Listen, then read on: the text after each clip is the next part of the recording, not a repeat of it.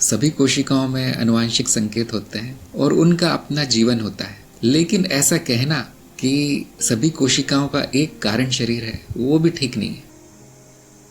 ऐसा कह सकते हैं कि हर कोशिका का सूक्ष्म शरीर होगा। हर चीज तो स्मृतियों का संग्रह है, देखिए है ना, सभी कुछ स्मृतियों का संग्रह है। जीव तो समूह है, हाँ, कोशिकाओं का समूह। ऐसा कुछ भी नहीं है इस सृष्टि में जो समूह ना हो, जो कि पूरी तरह से एक इकाई हो, ऐसा कुछ भी नहीं है। एक पत्थर ले लीजिए, एक पेड़, सभी कुछ जुगाड़ है, बस जमावड़ है छोटी छोटी चीजों का। और वो जिसको आप कोशिका कहते हैं वो खुद ही एक समूह है अणुओं का। क्या है जो बार बार जन्म लेता है? क्या कोशिकाओं का समूह बार बार जन्म लेता है? नहीं। ये जो कोशिकाएं आदि है ये महाचित्त से निर्माण होता है इनका, और बस कारण शरीर उसको अपना लेता है, उस शरीर को, स्थूल शरीर जो बना है, और उसमें संग्रह शुरू हो जाता है अनुभवों का। क्योंकि एक कोशिका तो कोई अनुभव होगा नहीं उसका खास, यंत्र की तरह है, बस वो यंत्रिक है। प्रक्रियाएं हैं, बस ऐसा मान लीजिए वो प्रक्रियाएं चल रही है महाचित्त में, जिसके कारण स्थूल शरीर का जन्म होता है।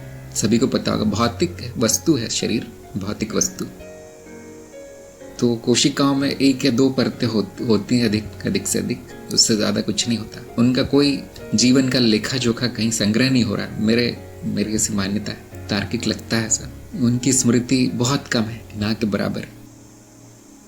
हाँ, शरीर में 80% दूसरे जीव हैं, सही बात है, जिनके आनुवंशिक संगठन मनुष्य का नहीं है। लेकिन घबराने की बात नहीं है, वो केवल जुड़ गए हैं इस शरीर से, शरीर के रख रखाव में काम आते हैं। ऊपर से संपूर्ण शरीर पारिस्थितिक तंत्र है और बाकी पारिस्थितिक तंत्रों का भाग है, इस पृथ्वी से अलग नहीं रह सकता है। तो सभी कुछ एक जीवन है, इस पृथ्वी पे एक जीवन है केवल, वो सभी उसके भाग हैं। और स्वसमानता का नियम कहता है कि भाग के भी भाग होंगे, वो भी बड़े पारिस्थितिक तंत्र के समान होंगे। एक दूसरे पर निर्भरता देखी जाती है, जैसे जीवों की दूसरे जीवों पर निर्भरता है और उनकी पेड़ पौधों पर निर्भरता है। पेड़ पौधों की वर्षा, गर्मी, सूर्य प्रकाश और जमीन पर निर्भरता है। इस प्रकार सब कुछ एक दूसरे से जुड़ा है, पारिस्थितिक तंत्र, इकोसिस्टम। एक का नाश कर दो तो सारा गिर जाएगा, आपसे निर्भरता है। इसी तरह शरीर में भी जो दूसरे जीव हैं उनमें से कुछ का नाश हो जाए तो सारा शरीर रोगी हो जाता है। इसलिए आजकल लोग प्रोबायोटिक्स की बात करते हैं कि वापस लाना है ये सारे जीव। अगर किसी दवाई के कारण या किसी कारण से वो मर गए हैं शरीर में, तो न भोजन पचेगा न दूसरे कार्य होंगे, तो फिर वो वापस डाले जाते हैं शरीर में। तो सभी कुछ सामूहिक ही है, हाँ, कोई व्यक्तिगत कुछ भी नहीं है, इकाई है नहीं यहाँ पर। सारी सृष्टि ऐसी है, किसी भी लोक में चले जाइए ऐसा यही नियम है, परस्पर निर्भरता है सबकी, जो कि आप नाद रचना के स्तर पर जाकर इसका कारण ढूंढ सकते हैं। ऐसा क्यों है? नाद रचना के स्तर पर इसका कारण है क्योंकि नाद रचनाओं का स्वभाव है कि अपनी प्रतिकृति बनाना।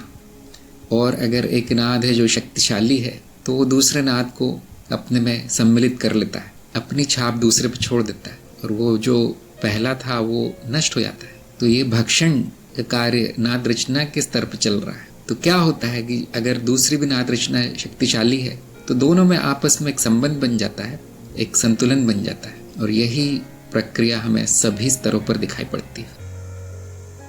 ये 80% जो जीव हैं वो खाने आए थे शरीर को, लेकिन क्योंकि शरीर ने अपनी रक्षा की तो परस्पर संबंध बन के एक संतुलन सा बन गया। जो ये संतुलन नहीं बना पाए वो उनको मार डाला जाता है। जैसे जो रोगी, जो कीटाणु होते हैं, रोगाणु, वो मर जाते हैं, वो संतुलन नहीं बना पाते। जो संतुलन बना लेते हैं वो इस शरीर का भाग हो जाते हैं। लेकिन दूसरे जीवों का अपना एक जीवन है। ऐसी प्रक्रिया आपको इस समाज में भी मिलेगी। जो समाज के साथ संतुलन नहीं बना पाते, या तो उनको मार डाला जाता है, उनको निकाल दिया जाता है, या तो वो नुकसान पहुंचाते हैं समाज को। और जो मिलजुल कर रहते हैं उनका स्वागत है। जो फायदा पहुंचाते हैं समाज को, उनको तो राजा बना दिया जाता है, नेता बना दिया जाता है। ऐसा ही है, सभी जगह ऐसा ही है, सारी सृष्टि ऐसी ही है।